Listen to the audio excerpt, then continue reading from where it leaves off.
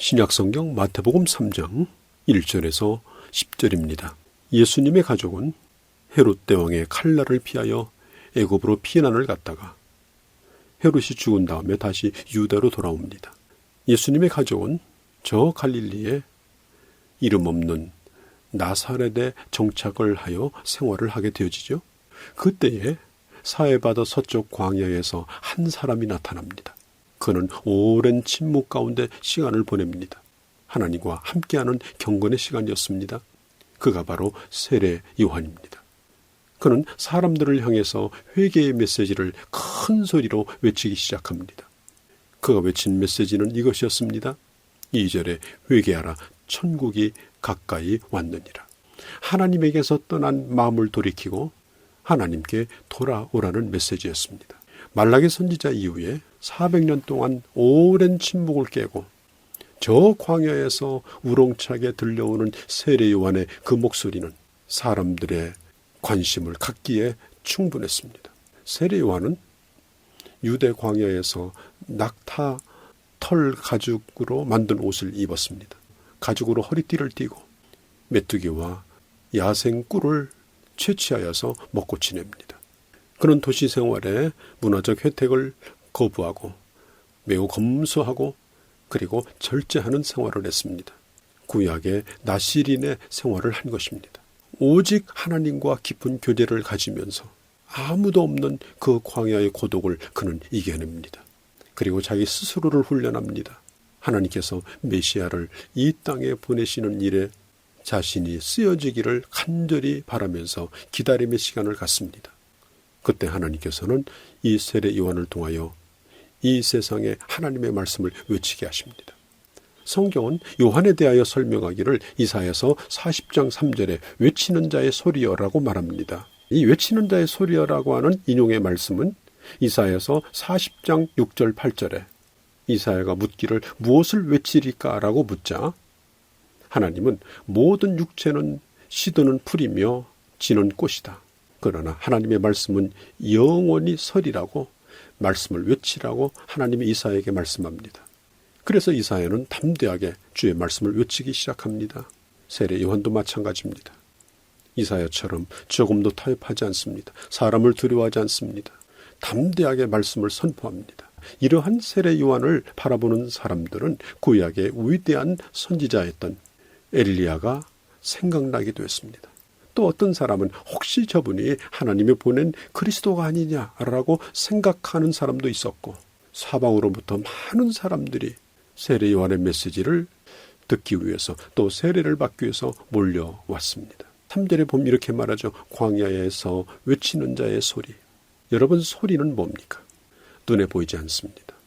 아무리 크게 소리를 질러도 공기에 파동을 일으킬 뿐이지 눈에는 그 파동이 나타나지 않습니다. 소리는 전해야 될 내용을 담고 있습니다. 여러분, 내용이 없는 소리, 무슨 내용인지 모르는 소리는 그것은 잡음에 불과합니다. 소리에는 분명한 내용이 담겨져 있어야 합니다. 특별히 소리는 그 말을 전하라고 하신 분의 인격만 드러내야 합니다. 내가 드러나면 안 됩니다. 그리고 소리는 결국 사라집니다. 소리는 사라지고 전달되는 내용만 사람들의 가슴 속에 남게 되는 것이죠. 무엇을 전하고 있는지 내용이 분명치 않는 그런 소리가 아니었습니다. 세례 요한은 자신을 드러내는 소리도 아니었습니다. 자기 자신을 이 땅에 보내신 하나님의 뜻을 온전하게 증거하는 광야에서 외치는 자의 소리였던 것입니다. 요한은 매우 짧은 일생을 살았죠. 잠깐 동안 공기의 파동을 울리는 소리에 불과했지만 그러나 그 파동이 사람들의 가슴 속에 파고들었습니다. 그리고 오래오래 남았습니다. 그리고 그들의 마음이 세례 요한이 사라질 때 그들은 예수 그리스도께로 향하게 되어집니다. 여러분 아십니까? 예수님의 제자 가운데 상당수가 세례 요한의 제자였습니다. 그들이 세례 요한을 따르다가 어느 날 예수님이 요한에게 다가올 때 요한이 예수님을 향해서 말합니다. 보라, 나를 보라가 아닙니다. 세상 죄를 지고 가는 하나님의 어린 양이로다. 그 메시지를 들었던 사람들은 세례 요한에게 가졌던 관심과 기대를 예수님에게 가지게 되어지고 그리고 한 사람 한 사람씩 세례 요한을 떠나기 시작합니다. 그때 한 제자가 세례 요한에게 이렇게 말하죠. 선생님의 제자들이 예수님에게 떠나가고 있습니다. 그에게 지금 붙고 있습니다. 그때 세례 요한은 이렇게 말합니다. 나는 중매쟁이에 불과하다. 사람들이 예수님을 만나는 것으로, 참된 신랑을 만나는 것으로 나는 기뻐하는 기쁨으로 충만해 있다라고 세례 요한은 그렇게 말했습니다. 그는 짧은 일생을 살았지만 소리로 존재하다가 그는 갔지만 그러나 사람들의 시선을 주님에게 고정시키는 일을 잘 감당했던 것입니다. 강팍하고 메마른 광야 같은 마음, 그 마음을 부드럽게 해서 고립해인 마음은 메꿔주고 높아서 주님 앞에 갈 수 없는 마음은 깎아주고 그렇게 해서 주님께 나아가는데 부족함이 없도록 그 역할을 잘 했던 것입니다. 자, 예전에는 왕이 도성 밖으로 행차를 할 때 지금처럼 아스팔트로 된 포장도로가 아니었죠. 흙길입니다. 그래서 왕이 가는 길은 빗자루로 고르게 썰어 놓습니다. 누구도 한 번도 가지 아니한 것처럼 길을 닦아 놓습니다. 그러면 그 길을 따라서 왕이 행차를 하게 되는 것입니다. 그리고 왕이 가게 될 때 그 앞에서 큰 소리를 칩니다. 왕이 지나가는 소리를 외치는 것입니다. 그렇게 함으로 인해서 모든 사람들이 그 앞에 엎드리게 되죠. 왕은 혼자 오지 않습니다. 오시기 전에 반드시 길을 열어놓는 일을 하는 사람들이 있습니다. 길을 닦는 사람들이 있습니다. 그래서 사람들이 이제 왕이 오는가 보다. 그래서 왕에 대한 기대를 가지고 감히 왕의 얼굴을 바라볼 수는 없지만 그 길가에 머리를 조아리며 왕의 그 발자취를 보고자 하는 것입니다. 세례 요한의 시대는 강팍한 시대였습니다. 정교적으로 말할 수 없이 타락하던 시대였습니다. 메마른 광야 같은 마음들을 부드럽게 만들어서 주님께 나아가도록 하는 역할을 감당했던 것입니다. 이러한 세례 요한을 가르쳐서 우리 예수님은 사람이 난 자 가운데 그보다 위대한 사람은 없었다라고 말씀해 주셨습니다. 나는 소리처럼 사라지고 그리고 오직 그리스도만 남는 증거자가 되기를 간절히 소원합니다.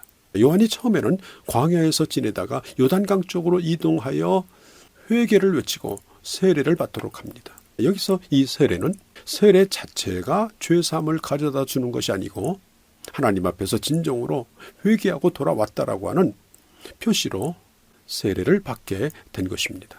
그러니까 이 세례는 하나님의 백성이 되기 위한 준비 단계이기도 하고 그리고 진정한 불로 세례를 받는 성령 세례의 준비 단계의 세례인 것입니다. 세례 요한에게 바리새인과 서기관들이 찾아옵니다. 그들이 순수한 동기를 가지고 말씀을 듣고자 온 것은 아니었습니다. 도대체 무슨 얘기를 하는지, 무슨 흠잡을 일이 있는지 그래서 온 것이죠. 그때 요한은 이렇게 말합니다. 독사의 자식들아, 그들에게 임할 하나님의 진노가 얼마나 큰가 하는 것을 경고하시면서 회개해야 될 것을 촉구하십니다. 이 독사의 자식이라는 말은 한마디로 사탄의 자식이라는 뜻입니다. 하나님의 진노를 받을 대상임을 의미합니다. 그들뿐이겠습니까?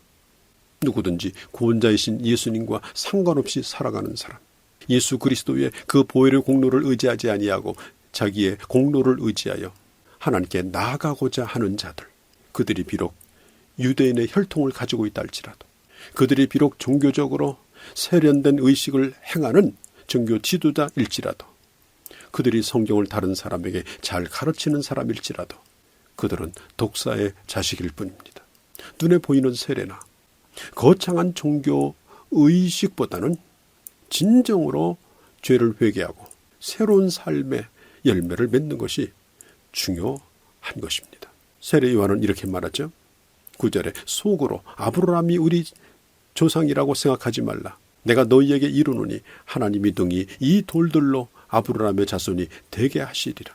유대인들은 자기 자신이 유대인의 혈통, 아브라함의 자손이라고 하는 그 혈통 때문에 저절로 구원받을 거라고 생각을 했습니다. 예수 그리스도께서 이 땅에 오셔서 예수 그리스도께서 행하신 그 십자가의 구속의 사역을 인정하고 그리고 받아들이고 마음으로 믿는 자가 구원을 얻게 되는 것입니다. 하나님의 자녀가 되는 것은 결코 아브라함의 자손이라고 하는 혈통 때문에 구원받는 것이 아닙니다.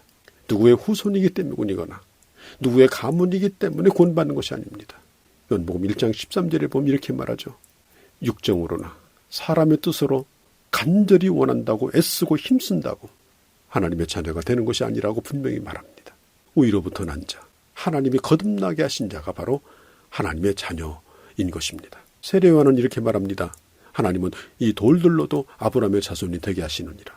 내가 할 수 있다고 해서 되는 것이 아니라 불가능한 나일지라도 주님의 은혜가 임하면, 주님이 나를 그렇게 만드시면 그러함에도 불구하고 하나님의 자녀로 거듭날 수 있음을 성경은 말하고 있습니다. 광야의 소리로 짧은 생애였지만 그러나 그리스도가 오는 그 길을 아름답게 열어주었던 우리도 그러한 소리로 살아가기를 간절히 소원합니다.